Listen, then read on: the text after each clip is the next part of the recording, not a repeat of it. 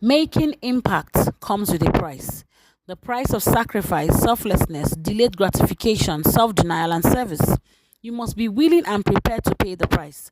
The world can never recover from the impact of what Jesus did on the cross. Joseph journeyed through being a commodity for sale, a slave, and a prisoner to becoming the prime minister Egypt needed to be delivered and their nation be preserved. Impact doesn't come by wishing or praying for it. You must put in the work. Let us take a look at some of the challenges that Moses faced with the Israelites through scripture.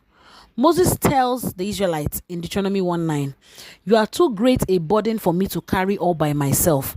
Verses 12, still speaking, says, "You are such a heavy load to carry. How can I deal with all your problems and bickering?" Because of them, even Moses didn't enter the promised land, as seen in verses 37. Moses says, "And the Lord was also angry with me because of you. He said to me, 'Moses, not even you will enter the promised land.'" End of quote. David's problem really started when he was anointed by Samuel. He was just a little shepherd boy, very insignificant. Saul kept a jealous eye on David until he passed. This made David homeless, living in caves, vagabond, and yet God was with him. When I was to begin ministry, the Lord specifically told me to study the lives of those who have been ahead of me, why some failed and why some succeeded. It was an amazing discovery, but I learned something and still learning, that you must never put the assignment before God. It is God first.